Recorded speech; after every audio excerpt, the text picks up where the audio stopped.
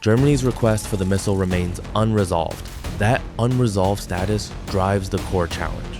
In July 2025, Berlin asked Washington about getting US long-range weapons.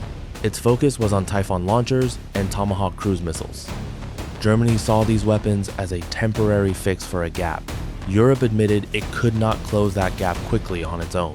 10 months later, there was still no public approval.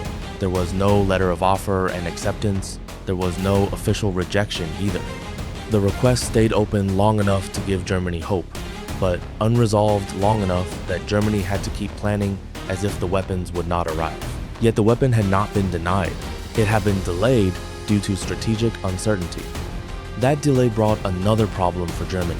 The fastest American fix for its missile gap could make it harder to build a European alternative meant to replace it. US solutions often come with legal and technical limits. These include export control rules, restrictions on technology sharing, and rules governing the use or transfer of know-how. These conditions can create industrial and legal barriers. As a result, it can be harder for Germany to fully join a European program, thereby slowing cross-border collaboration. Germany's long-range strike problem did not appear suddenly in 2026. It had been building for years. Europe has air forces, artillery, and cruise missile projects, but it does not have, on short notice or at a significant scale, a land-based deep strike system. Such a system could threaten key targets behind Russia's lines. It would not rely on US deployments. This became especially important after the 2024 US-German announcement. American long-range weapons, including systems like Tomahawk and SM-6, would be stationed in Germany as a temporary measure. This would last while Europe worked on its own solution. The term bridging measure meant a lot. It showed two things. Germany wanted a long-range strike option sooner than European industry could deliver, and the long-term goal was not to depend on others, but to have a European solution. That goal became the European Long-Range Strike Approach, or ELSA. This multinational effort began with France, Germany, Italy, and Poland. Then, more partners joined. Its explicit goal is to build European long-range strike capacity and strengthen NATO deterrence. Initially, the temporary fix and the long-term goal complemented each other. Now, however, their coordination is in doubt. This emerging uncertainty stems from Washington's actions. By May 2026, reports said Germany was renewing its push to buy Tomahawks and Typhon launchers after the first US deployment path turned uncertain. Reuters, summarizing the Financial Times, noted that Berlin's July 2025 proposal still lacked an official US response. German Defense Minister Boris Pistorius was pushing for US movement. At the same time, the US was increasing Tomahawk production with new multi-year RTX deals. This growth was not random. The war in Iran raised worries about US munitions, stocks, and reports said American stockpiles were stretched by operations. It does not matter exactly how many Tomahawks were used in Iran. The point is the same. The missile Germany urgently wants is also one the US is making under wartime pressure for itself and other buyers. This makes approval less likely. Not impossible, but more difficult. For Berlin, however, this nuance does little to relieve concerns. After all, a gap in deterrence remains, even if the delay is justified.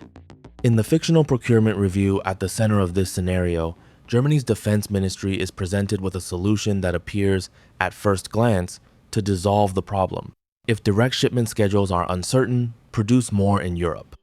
A US prime contractor, using a government-approved licensing system, proposes a way for Germany to take part in Tomahawk-related manufacturing, maintenance, or industrial support. In this scenario, the arrangement is not a public deal. It is a draft concept, the kind of proposal that appears in classified procurement rooms long before anyone announces it publicly.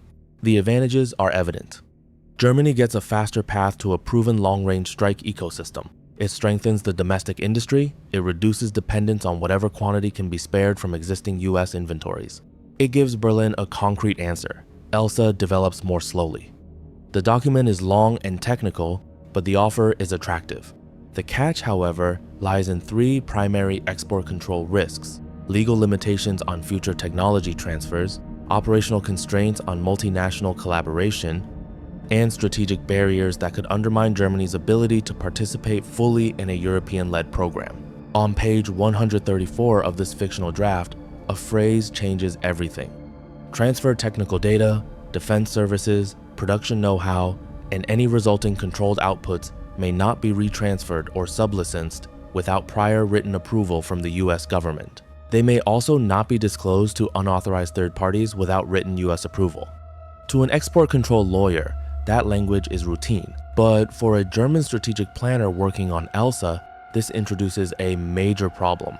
The key point is not that ITAR bans Europe from building missiles. It does not.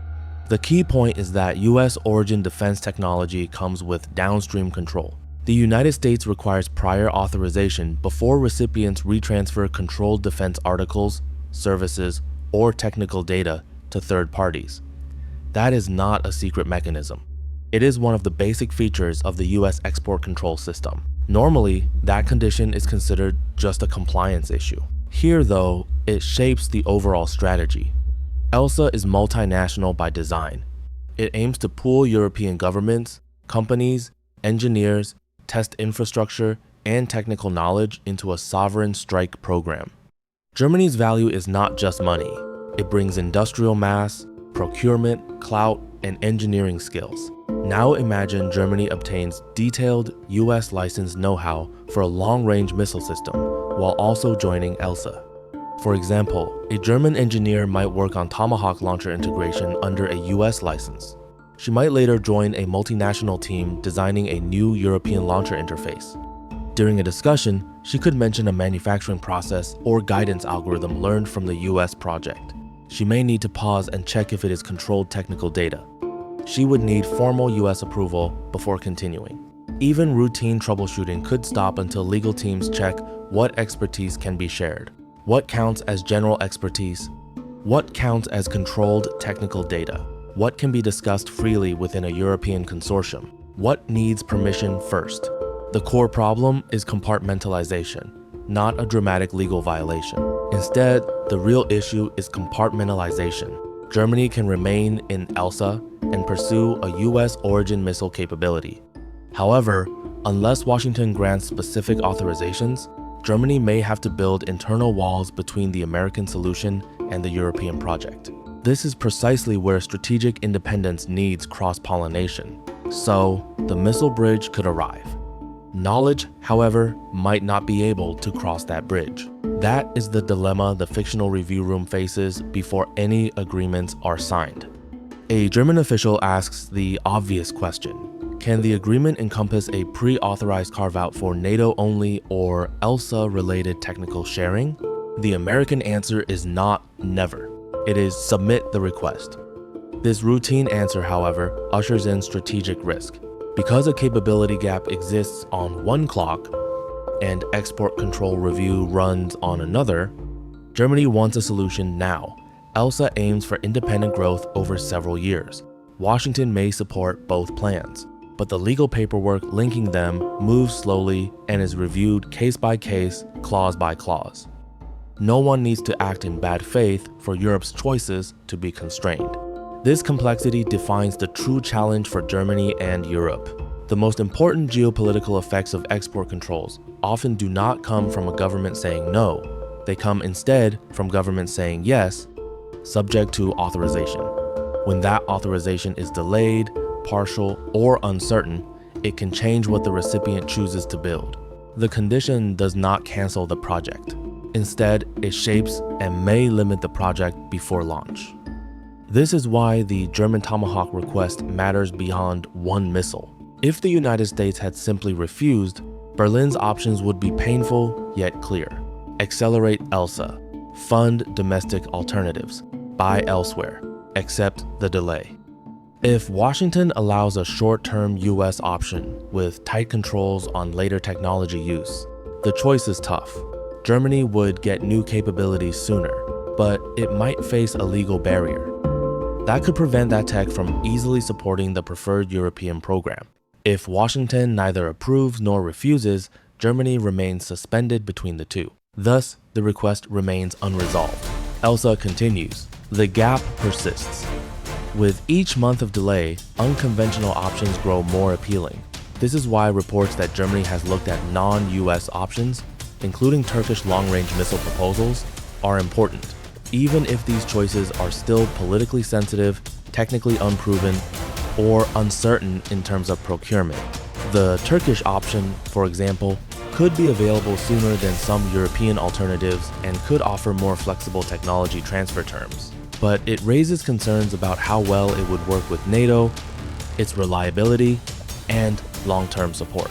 Other options, like developing missiles domestically or working with European partners outside the United States, often promise greater independence but may take longer, cost more, and be less tested in real-world conditions. Each path gives Berlin some leverage, but all come with significant risks. Less regulated technology brings greater political and logistical challenges, and longer development times leave the immediate deterrence gap open. These choices show Berlin is looking for flexibility and options in a market where timing is as important as technical performance. The issue is not that Germany has already chosen Turkey over the United States. It has not. The issue is that a NATO ally with Europe's largest economy is now visibly testing how far it can diversify away from a dependency it once treated as stable. That alone sends a message. The stockpile issue makes the dependency more exposed. For decades, European countries could buy American systems, trusting that the United States had enough industrial capacity to meet both allied and its own needs without conflict. The war in Ukraine challenged that belief for artillery and air defense, and the Iran war put more pressure on long-range missile supplies. RTX's move to increase Tomahawk production to about 1,000 per year shows that the system can no longer rely on slow, easy restocking. Production ramps are good news. They also show that the old production levels were not enough. Germany's Tomahawk interest now sits inside that admission. It is competing not only with other allies but also with the US military, which is recalculating its own stockpiles after sustained, high-tempo operations. That makes any European dependence on American production a question of prioritization, not simply alliance warmth. Allies may be trusted. They still have to wait for their turn. The legal framework is important because it lasts longer than the political mood of any single administration. A future US president could be more enthusiastic about European autonomy in defense. Another could be less. A Pentagon official may genuinely want ELSA to succeed. A State Department licensing officer may genuinely view a third-party technical sharing request as routine and eventually approvable. None of that erases the basic framework. If your near-term deterrence depends on US origin systems and your long-term autonomy depends on sharing technology across Europe, then the US export control regime becomes part of your strategic planning, whether or not anyone calls it leverage. This does not mean ITAR is wrong. Export controls exist for a reason. Countries defend sensitive technology. Allies ask for exceptions. Lawyers add conditions because technology spreads faster than policy can catch up once it is released. The mistake is to think those conditions are just legal details. They are strategic facts. A license can affect an alliance almost as much as sending troops or equipment. The ELSA problem makes that visible. Europe's long-range strike initiative is not only about having a missile with a certain range, it is about whether Europe can build, adapt, sustain, and improve a deep strike architecture without waiting for political permission from outside the consortium whenever controlled know-how comes into contact with a partner's work. That is what sovereign means in procurement language. It does not mean cutting ties with the United States. It means having the freedom to act within the program's own political limits. A German industrial deal involving Tomahawks could make Germany stronger, but also complicate its sovereignty. It would not ban ELSA, but would force Germany to keep proving that knowledge from one project does not mix with the other. Export control lawyers call that compliance. Program managers call it a source of friction. Strategists call it dependency. The fictional review meeting ends without a decision. No one leaves angrily. No official accuses Washington of sabotage. No German minister says Europe has been betrayed. That kind of drama would make for a good story, but it would not help the analysis. Instead, the group does what serious procurement teams do.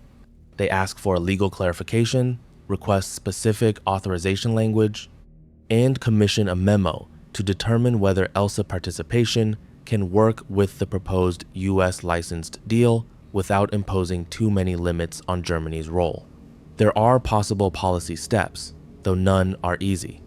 Germany and ELSA could try to negotiate clear exceptions for technical sharing among NATO or ELSA partners, invest in compliance systems to make cross-border technology sharing easier, or speed up funding for homegrown alternatives. Berlin could further improve its bargaining position by making it clear that its industrial participation depends on enough flexibility in retransfer terms. Each option has political and technical costs, but real action will be needed if the alliance wants to avoid getting stuck in a legally frozen situation. The decision is deferred. That is the main point. The missile gap remains. The legal uncertainty remains. The European program moves forward, but with a tacit question looming. If Germany solves the urgent problem with American technology, what portion of that solution must remain sealed away from the European project meant to end the immediacy permanently? No one needs to exploit ITAR for ITAR to become a weaponized condition of the relationship. The system itself is enough to shape the outcome. 3 signals matter from here. First, whether Washington gives Germany a formal response on the Typhon Tomahawk path. Approval, rejection, or continued silence each means something different. Approval clarifies the bridge. Rejection forces a harder European turn. Continued non-response keeps Germany planning in the face of uncertainty, which may be the most corrosive outcome of all. Second, whether future reporting on any US-Germany industrial missile arrangement mentions licensing boundaries, retransfer permissions, or NATO-only carve-outs. Those phrases sound bureaucratic. They determine whether American origin know-how becomes a dead end or a controlled bridge into a wider European ecosystem. Third, whether ELSA members start to highlight ITAR-free or non-US origin supply chains in their long-range strike projects. If this language becomes common, it will show that European strategic independence is becoming a real engineering goal, not simply a political slogan. Across the alliance, this alteration could change key parts of NATO cooperation. Focusing on ITAR-free solutions may give Europe greater control and flexibility, but it could also make standardization harder, create interoperability problems, and risk breaking up transatlantic defense industry ties. Different technical standards and less integration with US systems could require new investments in compatibility or even strain political unity if new European systems move away from NATO norms. For policy analysts, this is more than a procurement detail. It is a major challenge to alliance concord and the future of joint defense innovation. The missile Germany wants is more than simply a weapon. It represents a turning point in European defense planning. One path gives Berlin a faster answer, backed by the world's dominant defense exporter, under rules that preserve American control over what happens downstream. The other path preserves maximum European freedom, but on a slower timeline and under the pressure of a threatening environment that does not wait politely for industrial policy to mature. Neither choice is irrational. That is why it matters. The Tomahawk may still come. The restrictions will come with it.